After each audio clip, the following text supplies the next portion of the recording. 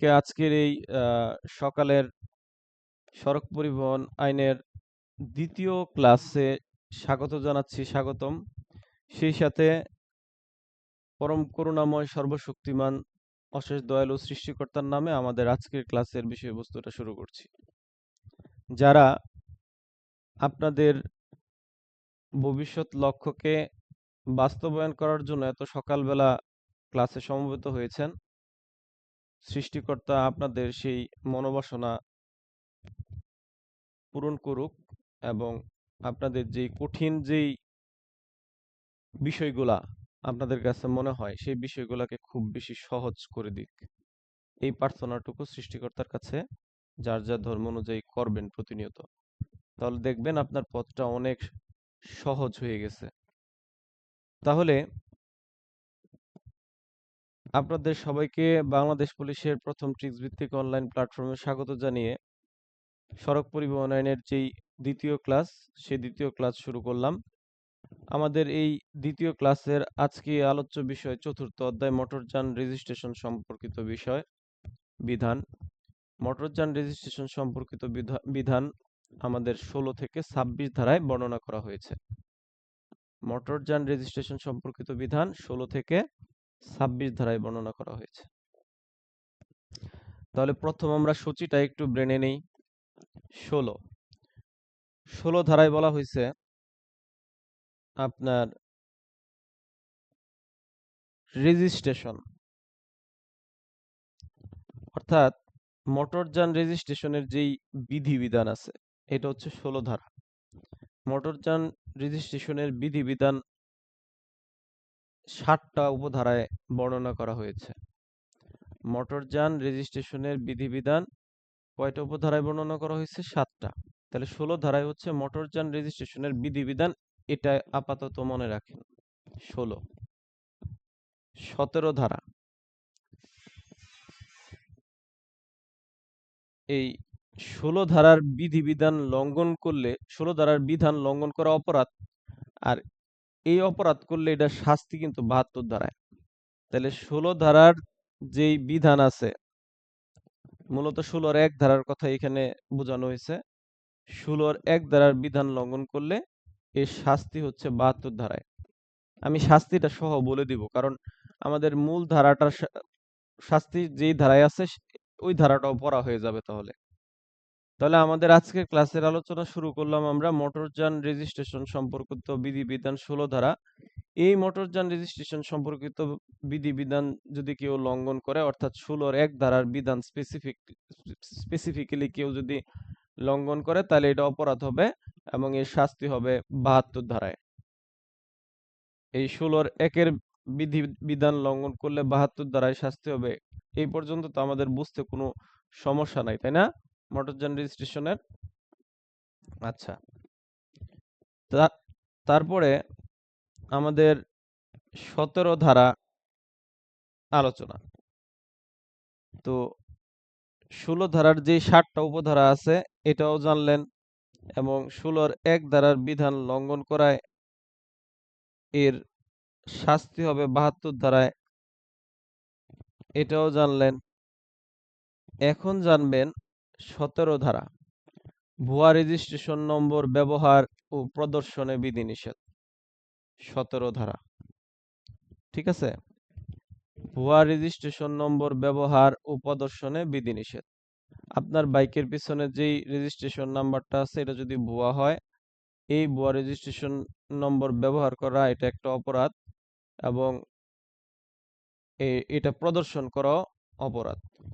তাহলে এই অপরাধের শাস্তি হচ্ছে, আগেরটা ছিল 72 ধারা 16-র 1 ধারার বিধান লঙ্ঘন করায়, এখনটা হচ্ছে 17 ধারার বিধান লঙ্ঘন করায় 73 ধারা। তাহলে আমরা 72 ধারায় পাইলাম মোটরযান রেজিস্ট্রেশনের বিধিবিধান বা বিধিনিষেধ। 16-র 1 ধারায় এই মোটরযান রেজিস্ট্রেশনের বিধিবিধান যদি কেউ লঙ্ঘন করে এটা একটা অপরাধ, এর শাস্তি 72 ধারা। 17 ধারায় হচ্ছে ভুয়া রেজিস্ট্রেশন নম্বর ব্যবহার ও প্রদর্শনে বিধিনিষেধ। ভুয়া রেজিস্ট্রেশন নাম্বারটা ব্যবহারও করতে পারবেন না, প্রদর্শনও করতে পারবেন না। যদি করেন এটা একটা অপরাধ, এর শাস্তি হবে ৭৩ ধারায়। ১৬ ৭২ ধারায় শাস্তি, ১৭ হচ্ছে ৭৩ ধারায় শাস্তি। তাহলে আপনারা ১৬, ১৭ এই দুইটা ধারা সম্পর্কে একটা ধারণা পাইলেন। এখন চলে যাব আমরা ১৮। ১৮তে বলছে অস্থায়ী রেজিস্ট্রেশন। অস্থায়ী রেজিস্ট্রেশন সম্পর্কে ১৮ ধারায় বলছে অস্থায়ী রেজিস্ট্রেশন। ১৯ ধারা হচ্ছে রেজিস্ট্রেশনের স্থান। ঠিক আছে? তাহলে এই অস্থায়ী রেজিস্ট্রেশনের এখানে বিধিবিধান নাই, এখানে হচ্ছে তথ্য। যখন কোনো বিধিবিধান দেওয়া থাকবে তখন ওই বিধিবিধানের শাস্তি থাকবে, এটা মনে রাখবেন। আর যেগুলা তথ্যমূলক, ইনফরমেটিভ, সেইগুলার ক্ষেত্রে শাস্তি নাই। তাহলে এই ১৮ ধারাটা হচ্ছে অস্থায়ী রেজিস্ট্রেশন সম্পর্কে আপনাকে তথ্য দিছে যে অস্থায়ী রেজিস্ট্রেশন কাকে বলে বা অস্থায়ী রেজিস্ট্রেশনের ব্যাখ্যা এই জিনিসটা কি। এই ১৮ ধারায় আপনি এটা শিখবেন। ঠিক আছে? আর ১৯ ধারা হচ্ছে রেজিস্ট্রেশনের স্থান। এখানেও আপনাকে তথ্য দিছে যে আসলে রেজিস্ট্রেশনের স্থান সম্পর্কে জানার জন্য, এটা এক্সপ্লেইন করার জন্য এখানে এই তথ্যটা দিছে হচ্ছে ১৯ ধারায় রেজিস্ট্রেশনের স্থান। তারপরে ২০ ধারা হচ্ছে মোটরযান প্রদর্শন। এখানেও কিন্তু আপনাকে এই তথ্যই দিছে। তাহলে আমরা ১৭ পরে থেকে ১৮, ১৯, ২০ এই পর্যন্ত আমরা কিন্তু তথ্য পাইছি। তাহলে তথ্য যেগুলো আছে এই তথ্যগুলার ক্ষেত্রে কিন্তু শাস্তির বিধান নাই, যেগুলো আমাদের তথ্য দেওয়া হয়েছে যেই ধারাগুলাতে। আমার কথা কি বুঝতেছেন আপনারা? আমরা দুইটা স্টেপে পড়ব, ১৬ থেকে ২০, ২১ থেকে ২৬। যেহেতু ধারা আমাদের ১১টা আছে, দুইটা ভাগ করে পড়লে আমাদের জন্য সুবিধা। তাহলে ১৬ থেকে আমরা যে ২০ ধারা পড়লাম, এটা আবার একটু রিভাইজ করি আসেন, ভাল লাগবে। ১৬ ধারায় আমরা পড়ছি হচ্ছে এই চ্যাপ্টারটাই হচ্ছে মোটরযান রেজিস্ট্রেশন সম্পর্কিত চ্যাপ্টার, ৪র্থ অধ্যায়, ১৬ থেকে ২৬। আমরা প্রথম ১৬ থেকে ২০ ধারার সূচিটা আয়ত্ত করলাম। ১৬র ১ ধারায় বলছে মোটরযান রেজিস্ট্রেশন এর বিধিবিধান সম্পর্কে ৭টা বিধিবিধান আছে। এর মধ্যে ১৬র ১ ধারার যে বিধিবিধান আছে এটা লঙ্ঘন করা, এটা একটা অপরাধ। এটা লঙ্ঘন করলে এর শাস্তি হবে ৭২ ধারায়। তারপরে ১৭ ধারায় বলছি ভুয়া রেজিস্ট্রেশন নম্বর ব্যবহার এবং প্রদর্শনের বিধিনিষেধ। এই দুইটার মধ্যে বিধিনিষেধ আছে। তাহলে এটা লঙ্ঘন করা, এটা একটা অপরাধ। ১৭ ধারায় এর শাস্তি হবে কত? আগেরটা ৭২, এটা হবে ৭৩। তাহলে ১৬, ১৭-র মধ্যে বিধিবিধান লঙ্ঘন করলে শাস্তি আছে। ১৮ ধারায় অস্থায়ী রেজিস্ট্রেশন সম্পর্কে বলছে। স্বরবর্ণ দিয়ে শুরু হয়েছে, অ দিয়া অস্থায়ী রেজিস্ট্রেশন, আবার রেজিস্ট্রেশন দিয়ে শেষ হয়েছে। ১৯ ধারা হচ্ছে রেজিস্ট্রেশনের স্থান। রেজিস্ট্রেশন দিয়ে শেষ হয়েছে ১৮ ধারায় অস্থায়ী রেজিস্ট্রেশন অ দিয়া, আর রেজিস্ট্রেশনের স্থান হচ্ছে ১৯ ধারা। ২০ ধারা হচ্ছে আপনার মোটরযান প্রদর্শন করার যেই বিষয়, ২০ ধারা। তাইলে এই যে আপনাদের ১৬ থেকে ২০ ধারা পর্যন্ত পড়াইলাম, আমি যেই প্রসেসে পড়াইলাম এই প্রসেসে কি সূচিটা আয়ত্তে চলে আসছে না? অর্থাৎ আপনাদের এই ১৮ থেকে ২০ ধারা এখানে কোনো বিধিবিধান নাই, বিধিনিষেধ নাই। তার মানে ১৮ থেকে ২০ ধারায় কোনো শাস্তিও নাই। ১৮ থেকে ২০ ধারা হচ্ছে তথ্যমূলক, আমাদের তথ্য দেওয়া হয়েছে। এই জন্য ১৮ থেকে ২০ ধারায় কোনো শাস্তি নেই। এখন এই ১৮ থেকে ২০ ধারার বিষয়বস্তু আমি যেই সূচিটা আপনাদের ব্রেনে ঢুকাইলাম, এটা আমারে কেউ একজন একটু বলতে পারবেন? আমরা জাস্ট সূচিটা আগে পড়ি। হ্যাঁ, রাকিব বলো। সূচি হচ্ছে প্রচার করছি, সেটা হচ্ছে মোটর রেজিস্ট্রেশন। মোটরযান রেজিস্ট্রেশন ১৬ ধারা মোটরযান রেজিস্ট্রেশন এর উপধারা হচ্ছে ৭টি। প্রথম ১৬ একের বিধি ১৬ একের বিধান লঙ্ঘন করলে শাস্তি হচ্ছে 72 ধারা। হুম আর 17 হচ্ছে অস্থায়ী হুম হুম, হুম। রে- ভুয়া রেজিস্ট্রেশন ভুয়া রেজিস্ট্রেশন, ভুয়া রেজিস্ট্রেশন এর ব্যবহার, বিধান ব্যবহার কিংবা বিধান লঙ্ঘন করলে শাস্তি হচ্ছে 73 ধারা। ভুয়া রেজিস্ট্রেশন ব্যবহার ও প্রদর্শন প্র- প্রদর্শন প্রদর্শনে বিধিনিষেধ। বিধিনিষেধ। তারপর হচ্ছে 18 হচ্ছে অস্থায়ী রেজিস্ট্রেশন। তাহলে ভুয়া রেজিস্ট্রেশন নম্বর ব্যবহার এবং প্রদর্শন করলে এর শাস্তি কত? 73 ধারা। 73 দ্বারা 17, গুড।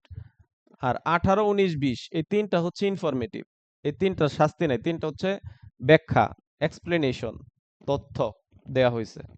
18তে স্বরবর্ণ দিয়ে শুরু হয়েছে অস্থায়ী রেজিস্ট্রেশন, 19-এ রেজিস্ট্রেশন স্থান, রেজিস্ট্রেশন শেষ হয়েছে রেজিস্ট্রেশন স্থান, আর মোটরযান প্রদর্শন হচ্ছে 20। এই তো। আরেকজন বলেন। 1 মিনিট লাগে, মানে 30 সেকেন্ড লাগবে না এই 5টা দ্বারা বলতে। এইভাবে বলে ফেলবেন যে আমাদের আজকের ক্লাসের আলোচ্য বিষয় হচ্ছে চতুর্থ অধ্যায় 16 থেকে 26 মোটরযান রেজিস্ট্রেশন সম্পর্কিত বিষয়। 16 ধারায় বলছে মোটরযান রেজিস্ট্রেশনের যে বিধিবিধান আছে 16-র মধ্যে 7টা উপধারা মোটরযান রেজিস্ট্রেশনের বিধান সম্পর্কে বলা আছে। 16-র এক উপধারার যে বিধান এটা লঙ্ঘন করলে শাস্তি হচ্ছে 72 ধারা। 17 ধারায় হচ্ছে মোটরযানে ভুয়া রেজিস্ট্রেশন নম্বর ব্যবহার এবং প্রদর্শনের বিধিনিষেধ আর কি। অর্থাৎ ভুয়া রেজিস্ট্রেশন নম্বর ব্যবহার করা যাবে না, প্রদর্শন করা যাবে না। এটা করলে এটা একটা অপরাধ, এটার শাস্তি হচ্ছে 73 ধারা। আর 18 ধারা স্বরবর্ণ দিয়ে শুরু হয়েছে অস্থায়ী রেজিস্ট্রেশন দিয়ে শেষ হয়েছে। 19 ধারা রেজিস্ট্রেশন দিয়ে শুরু হয়েছে, রেজিস্ট্রেশনের স্থান। 20 ধারা হচ্ছে মোটরযান প্রদর্শন করতে হবে। এই তো, এই 5টা ধারার সূচি আমরা আজকে শুরুতে শিখলাম চতুর্থ অধ্যায়ে। এখন আমরা 21 ধারা থেকে কত ধারা পর্যন্ত? 26 ধারা পর্যন্ত পড়ব। এই পর্যন্ত আমাদের ক্লিয়ার কিনা? আচ্ছা, ক্লিয়ার হইলে ধন্যবাদ। এখন আসেন আমরা 26 ধারা পর্যন্ত শেষ করি। আমাদের 21 ধারা বলছে মালিকানা পরিবর্তন। ঠিক আছে? মালিকানা পরিবর্তন, যখন একটা গাড়ি অপর একজন ব্যক্তির কাছ থেকে যখন একটা মোটরযান কিনবেন, তখন এই মোটরযান কেনার জন্য হস্তান্তর গ্রহীতা এবং ওই হস্তান্তর দাতা উভয়ের মধ্যে কি মালিকানা পরিবর্তন করার বিধান আছে। এই মালিকানা পরিবর্তন যদি না করে তাহলে সেক্ষেত্রে শাস্তি হচ্ছে কত ধারায়? 74 ধারায় ধারাবাহিকভাবে আসছে। 16টা আসছে হচ্ছে 72, 16-র একে, আর 17টা 73, আর এখানে 21-এ এসে আমরা পাইছি 74। বুঝতেছি আমরা? তাহলে মালিকানা পরিবর্তন না করলে এর শাস্তি কত? 74 ধারা। না কোনো ডাউট আছে? এটা ইম্পর্টেন্ট সেকশন, এখান থেকে কিন্তু প্রশ্ন অ্যাভেলেবল। আমি কি বুঝাইতে পারছি? 21 ধারা থেকে প্রশ্ন অ্যাভেলেবল প্রশ্ন আসে। মালিকানা পরিবর্তন না করলে এর শাস্তি কত? 74 ধারায়। আচ্ছা, 21-এর পরের যে ধারাটা, এর পরের ধারাটা পড়েন, সেটা হচ্ছে 22 ধারা। 22 ধারায় কি বলছে বলতে পারবেন?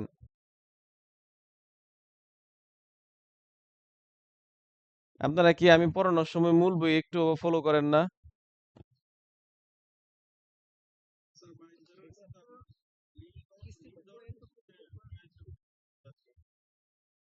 এই তো, এটা কে বলছেন এই কথা? এই কথাটা কে বলছেন? হুম, বলেন।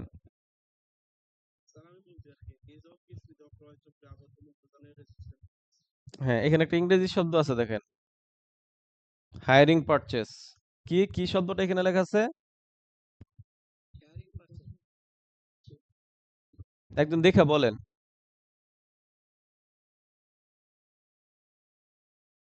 একজন বলেন। সবাই একসাথে বললে তো বোঝা যাবে না। কি পারচেস? Hiring purchase. আচ্ছা, মোট করো। তাইলে এখানে মূলত বলা হয়েছে যে লিজ বা ক্রয়ের চুক্তিতে আবদ্ধ হয়ে, লিজ বা ক্রয়ের চুক্তিতে আবদ্ধ হয়ে কোনো কোনো মোটরযান কি করলে, বলেন? লিজ বা ক্রয়ের চুক্তিতে আবদ্ধ হয়ে মোটরযানটা কি করে? মানে কোনো মোটরযান যদি কিস্তি কিংবা লিজের মাধ্যমে যদি ক্রয় করা হয়, এইটার রেজিস্ট্রেশনের যে বিধিবিধান, এইটা মনে হয়। হ্যাঁ, মনে হয় না, এটাই তোমার মনে তো লেখাই আছে, লিজ বা ক্রয়ের চুক্তিতে আবদ্ধ হয়ে মোটরযান রেজিস্ট্রেশনের বিশেষ বিধান। এখানে মূলত সেন্সটা হচ্ছে তোমার এই এটারে হায়ারিং পারচেসও বলে। এই ইংলিশ শব্দটা দিয়া দিতে পারে যে হায়ারিং পারচেস বলতে কি বুঝেন, হায়ারিং পারচেস। এখন ওই তোমার কাছে ক্যাশ টাকা নাই, তখন তুমি লিজ বা কিস্তিতে ক্রয়ের চুক্তিতে আবদ্ধ হয়ে মোটরযান সমূহের যে মোটরযান রেজিস্ট্রেশনের যে বিশেষ বিধান আছে, এই বিধান সম্পর্কে এখানে তোমার বলা হয়েছে। এটা আমরা বিশ্লেষণ এখন যাব না, শুধু এটুকু মনে রাখেন, লিজ বা ক্রয়ের চুক্তিতে আবদ্ধ হয়ে মোটরযান সমূহের রেজিস্ট্রেশনের বিশেষ বিধান সম্পর্কে বলছে 22 ধারা। 22 বি, 22 উচ্চারণ বি দিয়া বিশেষ বিধান, 22 উচ্চারণ ব দিয়া না, বতে বিশেষ বিধান, এটা মনে রাখেন। আর কিসের মাধ্যমে? লিজ বা ক্রয়ের চুক্তিতে আবদ্ধ হয়ে, লিজ বা ক্রয়ের চুক্তিতে আবদ্ধ মোটরযান সমূহের রেজিস্ট্রেশনের বিশেষ বিধান, লিজ বা ক্রয়ের চুক্তিতে আবদ্ধ মোটরযান রেজিস্ট্রেশন সমূহের বিশেষ বিধান। বোঝা গেল? যেটাকে হায়ারিং পারচেসও বলা হয়। তো এই 22 ধারাটাও কিন্তু আমাদের ইনফরমেশন দিছে, এটাও কিন্তু আমাদের শাস্তির ধারা না, এখানে কিন্তু শাস্তি নাই। 23 ধারা, মোটরযান রেজিস্ট্রেশনের সংখ্যা বা সীমা নির্ধারণের ক্ষমতা, এটাও আমরা বিস্তারিত যাব না। মোটরযান রেজিস্ট্রেশনের সংখ্যা বা সীমা নির্ধারণের ক্ষমতা 23 ধারা। একটা এরিয়াতে কি পরিমাণ মোটরযান রেজিস্ট্রেশন থাকবে তার সংখ্যা নির্ধারণ করা থাকবে, বা এর সীমাও নির্ধারণ করা থাকবে। তাহলে মোটরযান রেজিস্ট্রেশনের সংখ্যা বা সীমা নির্ধারণের ক্ষমতা 23 ধারা। তারপরে 24 ধারা, মোটরযান রেজিস্ট্রেশন স্থগিত, বাতিল ইত্যাদি। এই 24-এর অর্ধেক কত? 12 না? 12তে আমরা ড্রাইভিং লাইসেন্স স্থগিত, প্রত্যাহার, বাতিল এগুলো পাইছিলাম না? এখানে হচ্ছে মোটরযান রেজিস্ট্রেশন স্থগিত, বাতিল, 12তে বাতিল, 24-এও বাতিল। এটা হচ্ছে মোটরযান রেজিস্ট্রেশনের আলোচনা, ওইটা হচ্ছে ড্রাইভিং লাইসেন্সের আলোচনা, পার্থক্য এটা। তাহলে মোটরযান রেজিস্ট্রেশন স্থগিত, বাতিল 24 ধারা। তারপরে 25 ধারা হচ্ছে কি? ফিটনেস সনদ। 24-এ কিন্তু শাস্তি নাই, ইনফরমেটিভ। 25-এ আর 26-এ শাস্তি আছে। 25-এ হচ্ছে ফিটনেস সনদ। এই ফিটনেস সনদের যে বিধিবিধান আছে, এই বিধিবিধান লঙ্ঘন করলে এই শাস্তি 75 ধারায় আছে। আর 26-এ যে টেক্সট টোকেন নিয়ে আলোচনা আছে, এই 26-এর এই টেক্সট টোকেনের বিধিবিধান লঙ্ঘন করলে শাস্তি 76 ধারায় আছে। 26-এরটা 76 ধারা। এই হচ্ছে আপনাদের চতুর্থ অধ্যায়ের আলোচনা। এখন পুরো চতুর্থ অধ্যায়ের যেই সূচিভিত্তিক যে আলোচনাটা, এটা ট্রিক্সের মাধ্যমে আপনাদের শিখাই দিই। আপনারা মনে রাখবেন 16, 17, 16 থেকে 26, তো 16, 17 এই যে দুইটা ধারা, এই দুইটা ধারায় শাস্তির বিধান আছে। আর শেষের 25, 26 এই দুইটা ধারায় শাস্তির বিধান আছে। মাঝখানে একটা ধারা, সেটা হচ্ছে 21 ধারা। তাহলে এই সহজ টেকনিকে এই চতুর্থ অধ্যায় মনে থাকবেন আপনাদের। আমি বলছি যে এই চতুর্থ অধ্যায় মোটরযান রেজিস্ট্রেশন সম্পর্কিত বিষয়ের প্রথম যেই দুইটা ধারা 16, 17 আর শেষের যেই দুইটা ধারা 25, 26, এই চারটা ধারায় শাস্তির বিধান আছে। আর মাঝখানে হচ্ছে 21। আর বাকি সবগুলোর ক্ষেত্রে শাস্তির বিধান নাই, ওগুলো হচ্ছে ইনফরমেটিভ, মানে ওগুলো তেমন গুরুত্বপূর্ণ না। প্রশ্ন আসলে এই 5টা থেকে আসবে, আর ওগুলা থেকে জাস্ট নর্মাল টাইপের প্রশ্ন আসতে পারে। আমি কি বুঝাইতে পারছি আপনাদের? এইমাত্র 3জন 4জন বুঝছেন? শাস্তি আছে হলো 17, 21, 25, 26। হ্যাঁ, আমি এটাই বলছি যে প্রথম 2টা ধারা 16 17, শেষের 2টা ধারা 25 26, আর মাঝখানে শুধু 21। এই চতুর্থ অধ্যায়ে এই 5টা ধারাই শাস্তি আছে। এটা মনে থাকবে না সবার?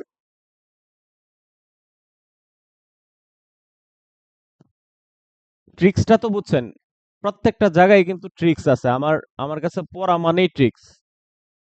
আপনি ট্রিক্সের ছড়াছড়ি, এই ট্রিক্সের মাধ্যমে পড়লে পড়াটারে আপনার অনেক আত্মতৃপ্তি পাবেন পড়ে। এই সুমা সুপ্তা তোমরা বুঝছো? মোটরযানের দ্বারা 75। আর টেক্সট টোকেন, এটার বিধিবিধান লঙ্ঘন করলে এটার শাস্তি হচ্ছে 76।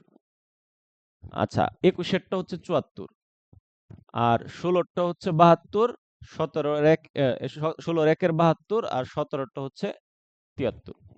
তাহলে 72 73 74 75 76, এই 76 পর্যন্ত শাস্তির ধারা আমরা পেয়ে গেছি এই চতুর্থ অধ্যায়ে। তাহলে পুরো সূচি ভিত্তিক যে বিষয়টা, এটা আবার একটু রিভিশন দিয়ে দেখেন, আপনাদের ভাল লাগবে। 16 ধারায় বলা হয়েছে মোটরযান রেজিস্ট্রেশনের বিধিবিধান। এখানে 60টা উপধারা আছে, 60টা বিধিবিধান আছে, এর মধ্যে 16-র 1 ধারার বিধান লঙ্ঘন করলে এই আইনের 72 ধারায় শাস্তি আছে। 17 ধারায় বলা হয়েছে ভুয়া রেজিস্ট্রেশন নম্বর ব্যবহার ও প্রদর্শনে বিধিনিষেধ। এই 17 ধারার বিধান লঙ্ঘন করলে শাস্তি হচ্ছে 73 ধারা।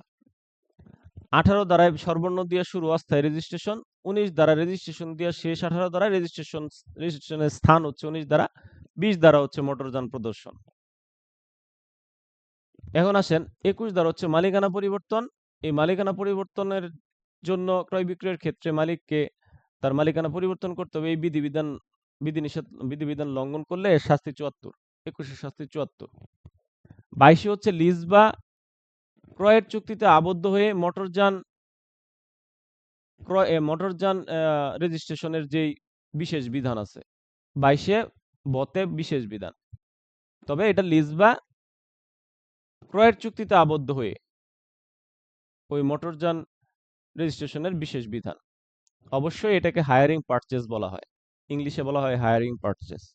এই 22 ধারা দিয়া একটা প্রশ্ন দিয়ে দিতে পারে আপনার মেধা যাচাই করার জন্য যে হায়ারিং পারচেজ বলতে কি বোঝেন। তখন এই 22 ধারা মোতাবেক উত্তর দিতে হবে। অনেকে এটা খুঁজেই পাবে না। যারা এই মনোযোগ দিচ্ছেন আজকের ক্লাসে, তারা এটা খুঁজে পাবেন।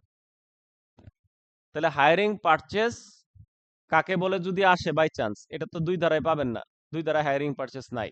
তাহলে এই 22 ধারা মোতাবেক উত্তর করতে হবে। অনেকে 2 ধারায় যে খুঁজবে সংজ্ঞা যখন আসবে।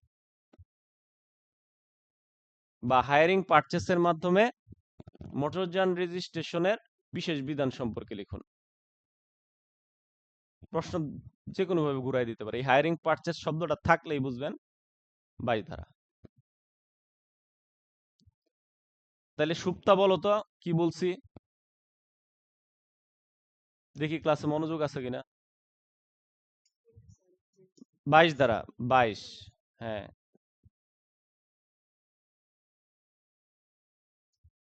22-এর কথাই বলছি, বলো। প্রশ্ন আসতে পারে হায়ার কাকে বলে? হ্যাঁ, হায়ার যে বিশেষ বিধান। রাইট। বা লিজ বা ক্রয়ের চুক্তিতে আবদ্ধ হয়ে মোটরযান রেজিস্ট্রেশনের বিশেষ বিধান সম্পর্কে লিখুন। মানে এটাকে ঘুরায় বিভিন্নভাবে এটা দিতে পারে এই সেকশনটা, যদি প্রশ্নটা একটু হার্ড করে তখন। আচ্ছা, মুট করো। আর 23 ধারা হচ্ছে মোটরযান রেজিস্ট্রেশনের যেই সংখ্যা বা সীমা আছে, এটা নির্ধারণ করার ক্ষমতা। মোটরযান রেজিস্ট্রেশনের সংখ্যা বা সীমা নির্ধারণের ক্ষমতা 23 ধারা। 24 ধারা 12 ডাবল, 12-তে বাতিল, এখানেও বাতিল। ওইখানে ড্রাইভিং লাইসেন্স বাতিল স্থগিত প্রত্যাহার ছিল, এখানে হচ্ছে মোটরযান রেজিস্ট্রেশন বাতিল স্থগিত। 24 ধারা। 25 ধারা হচ্ছে ফিটনেস সনদ, এর বিধান লঙ্ঘন করলে শাস্তি হচ্ছে 75 ধারা।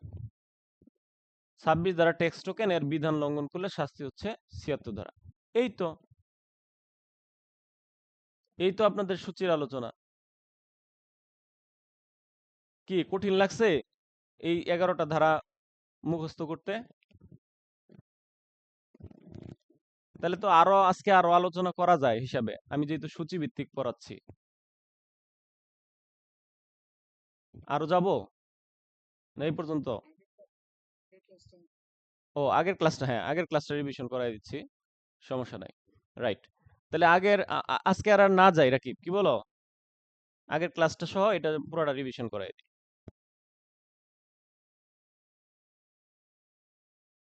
আচ্ছা, আমাদের যে আগের যে ক্লাসটা ছিল এটার পিডিএফটা তো আমরা গ্রুপে দিছিলাম, তাই না? আপনারা কি ওই পিডিএফটা পাইছিলেন? আচ্ছা, পিডিএফ পেলে গুড। আমাদের 15টা ধারার পিডিএফ দেওয়া হয়েছিল। এই 15টা ধারার মধ্যে আমাদের 1 থেকে 15 ধারার 3টা অধ্যায় আমরা আলোচনা করছিলাম। তো ধারা 1-এ বলা হয়েছে, প্রথম থেকে বলি যে এটা হচ্ছে এই 2018 সালের 47 নং সড়ক পরিবহন আইন। এই আইনের আমাদের গতকালকের ক্লাসে 1 থেকে 15 এই 3টা অধ্যায় সম্পর্কে আলোচনা করা হয়েছিল। ধারা 1-এ বলা হয়েছে 2018 সালের 47 নং সড়ক পরিবহন আইন নামে এই আইনটা অভিহিত হবে। আর ধারা 2-এর সংজ্ঞা, টিকা, পার্থক্য সমূহ সম্পর্কে বলা হয়েছে। দুই ধারায় 54টা উপধারা আছে। আর 3 ধারা বলছে এই আইনটা বাংলাদেশের সমগ্র স্থানেই কার্যকর হবে। প্রথম অধ্যায় শেষ। দ্বিতীয় অধ্যায় ড্রাইভিং লাইসেন্স প্রস্তুত, প্রদান, নবায়ন ইত্যাদি সম্পর্কিত বিষয়, 4 থেকে 13 ধারা। এই 4 ধারায় বলা হয়েছে ড্রাইভিং লাইসেন্স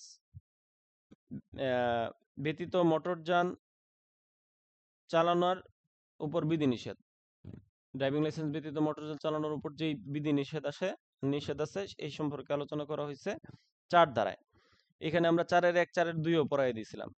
4-এর 1-এ বলছিলাম কোনো ব্যক্তির ড্রাইভিং লাইসেন্স বা ক্ষেত্রমতো শিক্ষানবিশ ড্রাইভিং লাইসেন্স এবং মেয়াদ উত্তীর্ণ ড্রাইভিং লাইসেন্স ব্যবহার করে পাবলিক প্লেসে কোনো মোটরযান চালাইতে পারবে না বা চালানোর অনুমতিও দিতে পারবে না।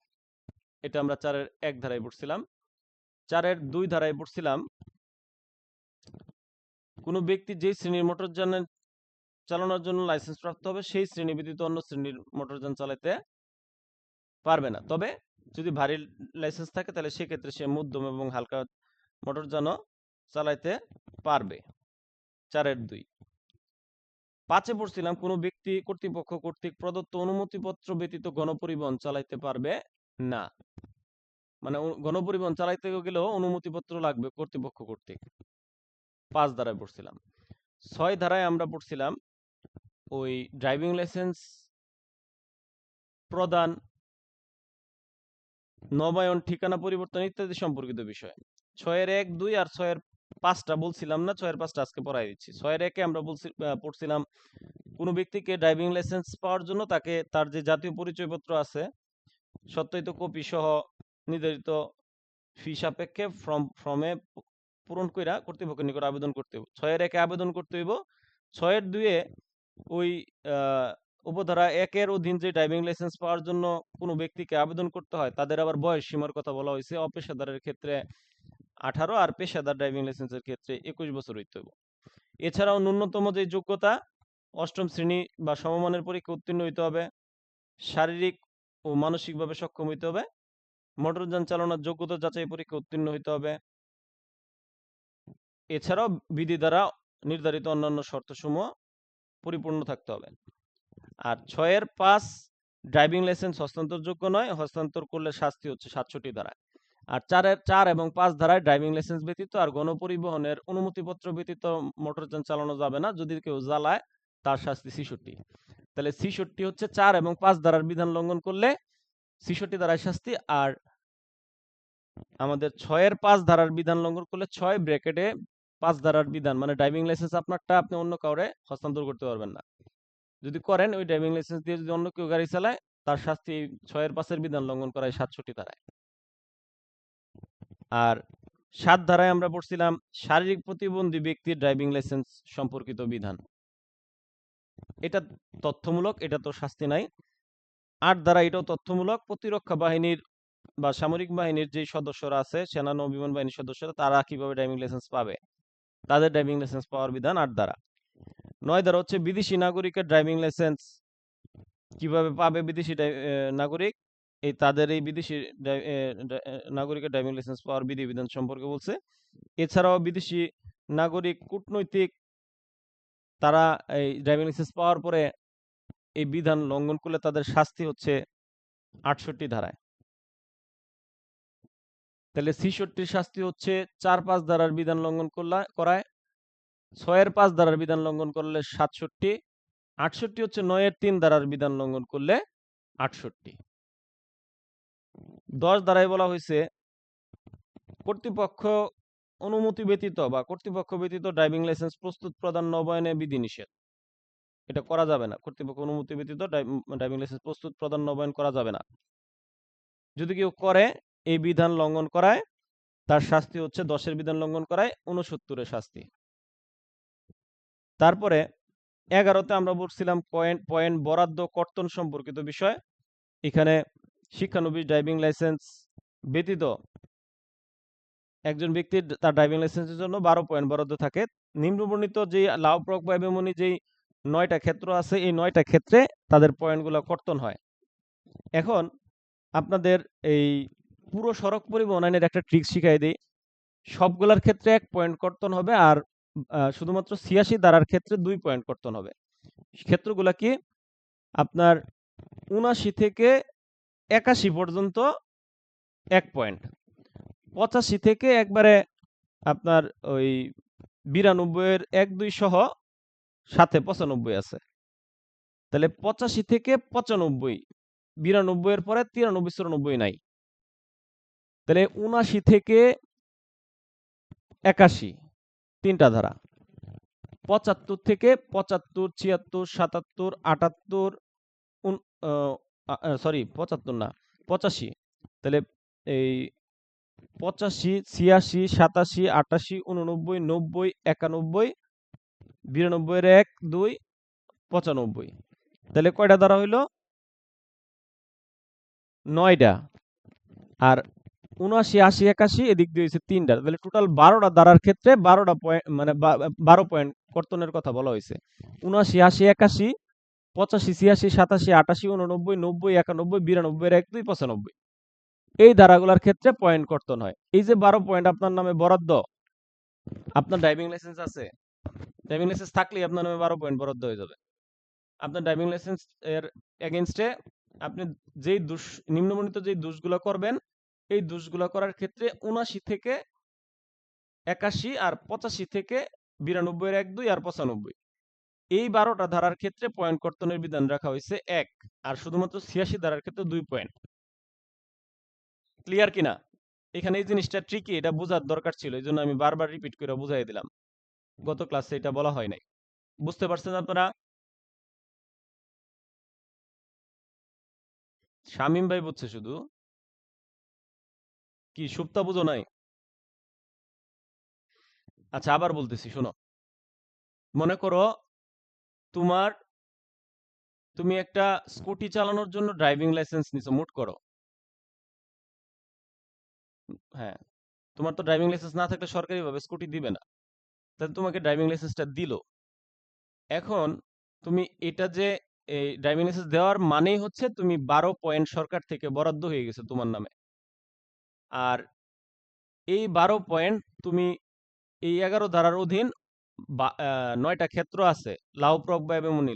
লাতে হচ্ছে লালবাতির যে সিগন্যাল, এই স্কুটি নিয়ে তুমি রোডে সড়ক মহাসড়কে গেছো, এই লালবাতির সিগন্যাল অমান্য করছো, তুমি থামো নাই, গাড়ি চালায় চলে গেছো, তাহলে তোমার একটা পয়েন্ট কর্তন হয়ে যাবে। তারপরে এই ওতে হচ্ছে ওভারটেকিং, যেখানে ওভারটেকিং করা নিষেধ সেখানে তুমি ওভারটেকিং করছো, তোমার একটা পয়েন্ট কর্তন হয়ে যাবে। প্রধান সড়কে গাড়ি না থামাইয়া তুমি প্রবেশ করছো, তোমার একটা পয়েন্ট কর্তন হয়ে যাবে। তুমি নির্দেশিত যে গতিসীমা দেওয়া আছে এটা দেখার পরেও তুমি দেওয়া আছে 50 স্পিডে চালানো, তুমি চালাইছো 60 স্পিডে 70 স্পিডে, তোমার পয়েন্ট একটা কর্তন হয়ে যাবে। তো এইভাবে এই 9টা ক্ষেত্রে প্রত্যেকটা ক্ষেত্রে তোমার পয়েন্ট এক এক করে কমে আসবে। শুধুমাত্র 86 ধারার ক্ষেত্রে তোমার পয়েন্ট 2টা কর্তন হইব, একবারে ডাবল পয়েন্ট কর্তন হইব। এটাই বোঝানো হয়েছে, বুঝছো? আচ্ছা, তাহলে আমরা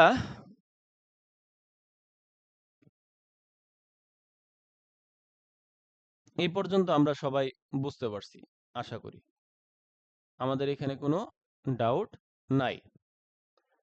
পরে আমরা কত পর্যন্ত পড়ছি? 11, 12, এখন হচ্ছে 12। এখন ড্রাইভিং লাইসেন্স তোমার আছে, সুপ্তারাই বলতেছি, ধরো তোমার ড্রাইভিং লাইসেন্স আছে, তোমার তুমি ড্রাইভিং লাইসেন্সধারী একজন ব্যক্তি, তোমাকে তোমার ড্রাইভিং লাইসেন্স অযোগ্য ঘোষণা করতে পারে কর্তৃপক্ষ, তোমার লাইসেন্স বাতিল করতে পারে, প্রত্যাহার করতে পারে, স্থগিত করতে পারে। কি কি কারণে করতে পারে? কর্তৃপক্ষ যদি সরকার কর্তৃক ক্ষমতাপ্রাপ্ত কর্তৃপক্ষ যদি মনে করে বা বিশ্বাস করে যে তুমি ড্রাইভিং লাইসেন্সধারী কোনো ব্যক্তি, তুমি অসুস্থ, অপকৃতস্থ, হুম, বা শারীরিক বা মানসিকভাবে অক্ষম। যেমন ধরো আমি একটা এক্সাম্পল দিই, যেমন আমার এই নাকের যে অপারেশন করাইলাম, তাহলে তখন তো আমি শারীরিকভাবে অসুস্থ। তখন যদি আমি গাড়ি চালাই, তখন যদি লোক বলে, আমাকে সার্জন সাহেব যদি ধরে, বলবে যে আপনি তো শারীরিকভাবে অসুস্থ, এই যে আপনার অপারেশন হয়েছে, ডাক্তারের ফিট সার্টিফিকেট আছে আপনার কাছে? নাই। তাহলে আমার ড্রাইভিং লাইসেন্সটা কি মানে স্থগিত প্রত্যাহার করতে পারবে কর্তৃপক্ষ। বোঝা গেছে? এটাই 12-1 ধারার মূল বক্তব্য। তাইলে কর্তৃপক্ষ চাইলে কোন কোন ক্ষেত্রে তোমার ড্রাইভিং লাইসেন্সটা অযোগ্য ঘোষণা করতে পারবে, বাতিল করতে পারবে, প্রত্যাহার করতে পারবে, স্থগিত করতে পারবে, এই বিষয়ে 12-1 ধারায় বলা হয়েছে। বা তুমি অপকৃতস্থ হয়ে গেছো, আগে সুস্থ ছিলা, এখন অপকৃতস্থ হয়ে গেছো, শারীরিক মানসিক ভাবে তুমি অক্ষম হয়ে গেছো, মদ পান কইরা তুমি গাড়ি চালাইছো, বা অভ্যাসগত অপরাধী যারা অভ্যাসগত অপরাধী তাদের সাথে মিলেমিশা শুরু করছো, বা অন্য কোনো কারণে মোটরযান চালাইতে তুমি অযোগ্য ঘোষণা করতে পারে। এটা সরকার কর্তৃক ক্ষমতাপ্রাপ্ত ব্যক্তি, এটা রাইটস আছে ড্রাইভিং লাইসেন্স স্থগিত, প্রত্যাহার বা বাতিল করার। এটাই হয়েছে 12 ধারার মূল বক্তব্য। তাহলে এই 12 ধারার মূল বক্তব্য আমরা বুঝছি।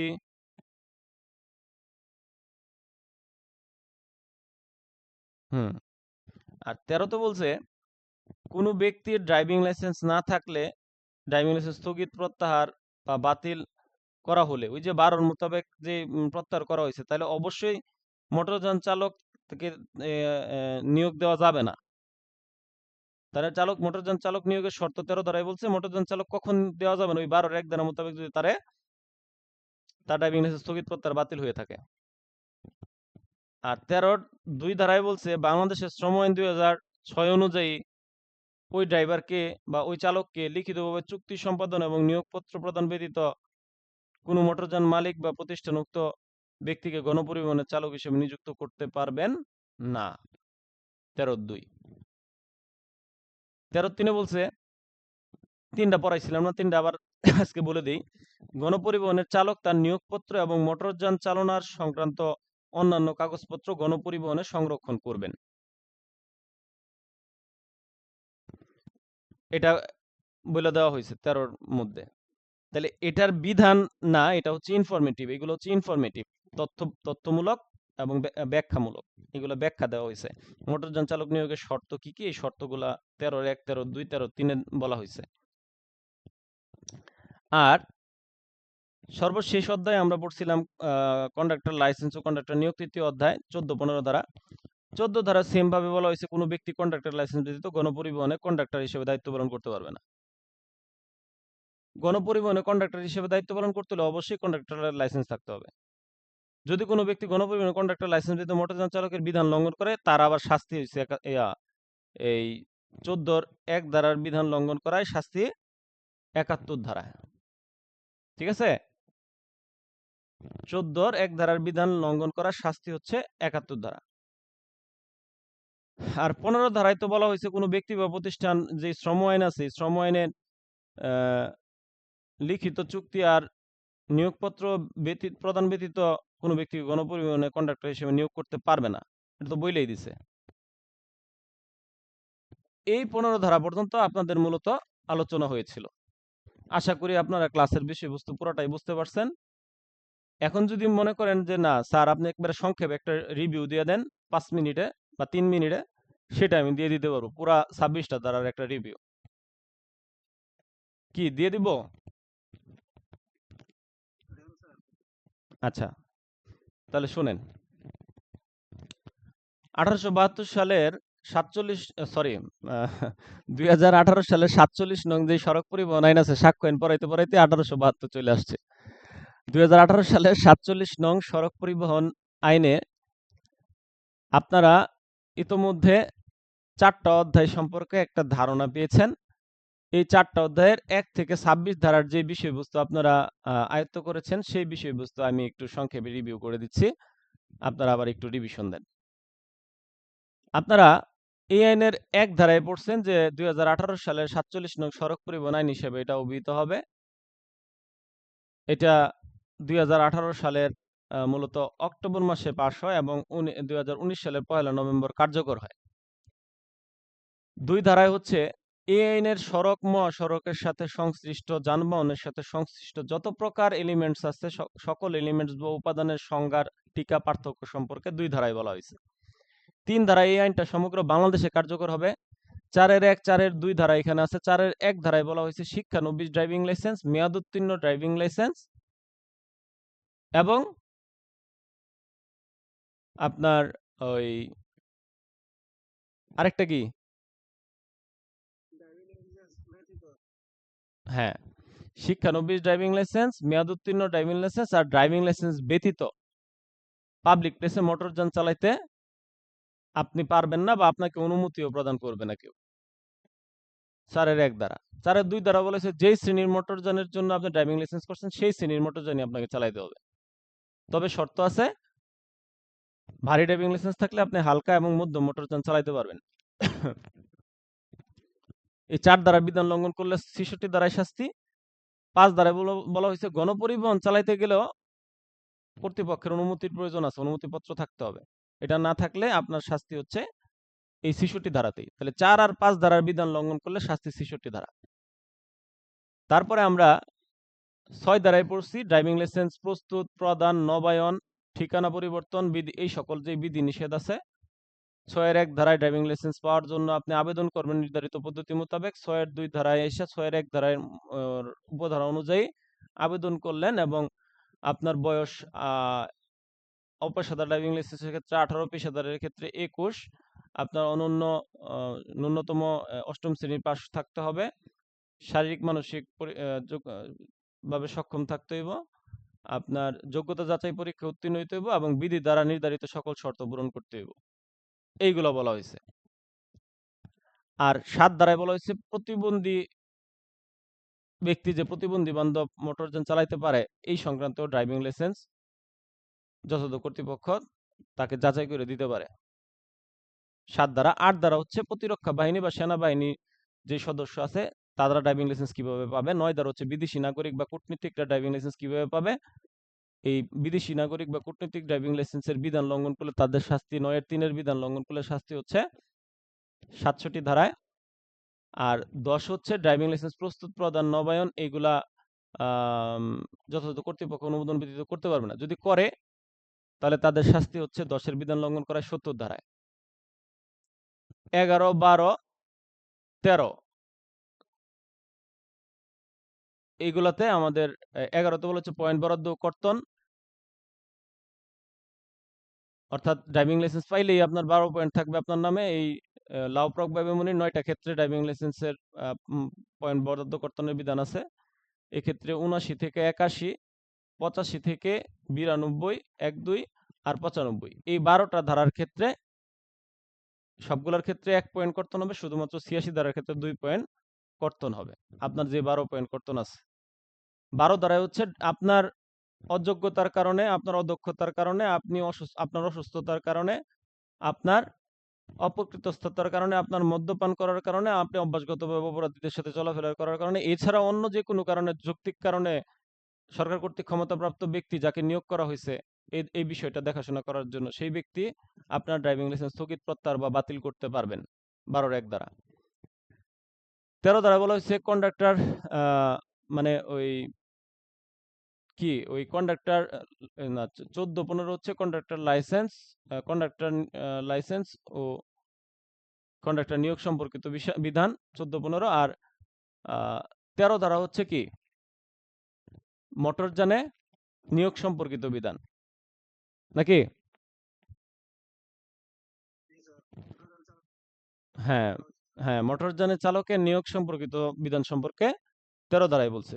এখানে ওই যে শ্রম আইনের বিষয়টা বলছে, লিখিত এবং আম, অনুমতি ব্যতীত, এবং 12 ধারায় যদি সে তার ড্রাইভিং লাইসেন্স স্থগিত প্রত্যাহার বাতিল হতে কোনো অবস্থায় তার মোটরযান চালক হিসেবে গণপরিবহনে নিয়োগ দেওয়া যাবে না। 14তে হচ্ছে কন্ডাক্টর লাইসেন্স, তার যদি কন্ডাক্টর লাইসেন্স স্থগিত প্রত্যাহার বাতিল থাকে বা কন্ডাক্টর লাইসেন্স ব্যতীত গণপরিবহনে চালানোর অনুমতি প্রদান করা যাবে না, দায়িত্ব পালন করার অনুমতি প্রদান করা যাবে না। আর 14-3-এ 14-2-এ ড্রাইভিং কন্ডাক্টর, এটা ওই লিখিত চুক্তি, 2006 সালে লিখিত চুক্তি ও অনুমতিপত্র ব্যতীত ওই শ্রম আইনের এটা উল্লেখ আছে, যদি কেউ এটা করে, এটা বিধান লঙ্ঘন করছে হিসাবে 71 ধারায় শাস্তি হবে, 14-1 ধারার বিধান লঙ্ঘন করায়। 15 ধারায় হচ্ছে ওই যে 2006 সালের যে শ্রম আইন আছে, সেই শ্রম আইন অনুযায়ী কন্ডাক্টরকে নিয়োগ দিতে হবে, লিখিত বা অনুমতিপত্র নিয়ে নিয়োগ দিতে হবে। 15 ধারা। 16 ধারায় হচ্ছে মোটরযান রেজিস্ট্রেশন সার্টিফিকেটের বিধিবিধান 16-1 ধারার বিধান লঙ্ঘন করলে, চতুর্থ অধ্যায় আর কি, শাস্তি হচ্ছে 72 ধারা। 17 ধারায় ভুয়া রেজিস্ট্রেশন নম্বর ব্যবহার এবং প্রদর্শনের বিধিনিষেধ, এই 17-র বিধান লঙ্ঘন করলে শাস্তি হচ্ছে 73 ধারা। 18-তে হচ্ছে ওই রেজিস্ট্রেশন দিয়ে ওই 18-তে হচ্ছে অস্থায়ী রেজিস্ট্রেশন, অদিয়া ব্যঞ্জন স্বরবর্ণ দিয়ে শুরু। আর 19-এ হচ্ছে রেজিস্ট্রেশন দিয়ে শুরু, রেজিস্ট্রেশনের স্থান। আর 20-এ হচ্ছে মোটরযান প্রদর্শন। 21-এ হচ্ছে মালিকানা পরিবর্তন, 21-এর বিধান লঙ্ঘন করলে আবার শাস্তি হচ্ছে 74 ধারায়। 17টা তো বলছিলাম 73। 22-এ হচ্ছে ওই লিজ বা ক্রয়ের চুক্তিতে আবদ্ধ হয়ে মোটরযান রেজিস্ট্রেশনের যে বিশেষ বিধান আছে, হায়ারিং পারচেস, এটা হচ্ছে 22 ধারা। 23 ধারা হচ্ছে মোটরযান রেজিস্ট্রেশনের কি সীমা সংখ্যা বা সীমা নির্ধারণের ক্ষমতা, 23 ধারা। 24 ধারা হচ্ছে মোটরযান রেজিস্ট্রেশন বাতিল, স্থগিত, প্রত্যাহার সম্পর্কিত বিষয়। 25 হচ্ছে মোটরযানের ফিটনেস সনদ, এই ফিটনেস সনদের বিধান আছে, এটা লঙ্ঘন করলে 75 ধারায় শাস্তি। 26 ধারা হচ্ছে টেক্সট টোকেনের সনদ, এটার বিধান লঙ্ঘন করলে শাস্তি হচ্ছে 76 ধারায়। তো এই ছিল আপনাদের আজকের ক্লাসের মানে সূচিভিত্তিক আলোচনা। মানে টোটাল 4টা অধ্যায় পর্যন্ত আপনারা 26 ধারা পর্যন্ত একটা ধারণা পাইছেন। প্রথম সূচিটা কাভার দেন অল্প সময়ের মধ্যে, পরে আমরা বিস্তারিত যাব, ঠিক কিনা? কারণ এটা আমাদের ইম্পর্টেন্ট একটা জায়গা, এই জায়গায় আমাদের কোনো কারচুপি করার সুযোগ নাই, এখানে আমাদের ফুল মার্কস, অঙ্কের মতো মার্ক ছিনিয়ে নিয়ে আসবো। এই জন্য আমরা আগে সূচি ভিত্তিক পড়তেছি, পরে আমরা বিশ্লেষণে যাব। সূচিটা ব্রেনে থাকলে বিশ্লেষণটাও আমাদের করা সহজ হবে। বলেন।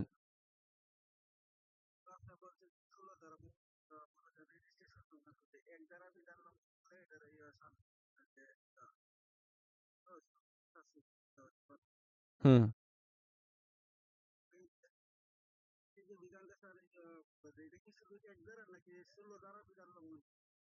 এখন এখন এখন আপনি এটা ওই 16-র বিধান, আপনার যে 72 আছে, 72-এ যাই দেখেন তো 16-র 1 লেখা আছে না 16-র শুধু 16 লেখা আছে? যদি শুধু 16 লেখা,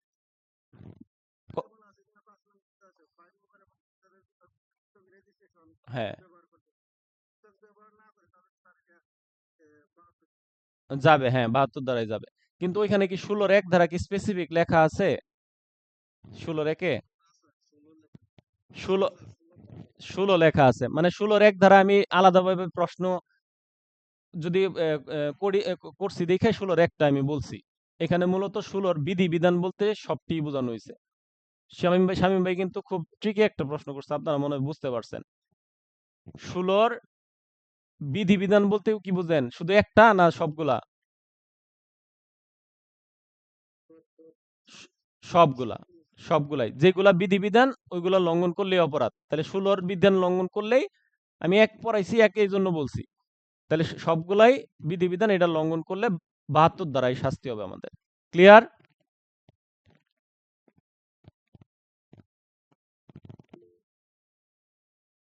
আচ্ছা, তাহলে আপনাদের সবাইকে আবারও অসংখ্য ধন্যবাদ জানিয়ে আমাদের আজকের ক্লাসের বিষয়বস্তু এখানে সমাপ্তি ঘোষণা করলাম।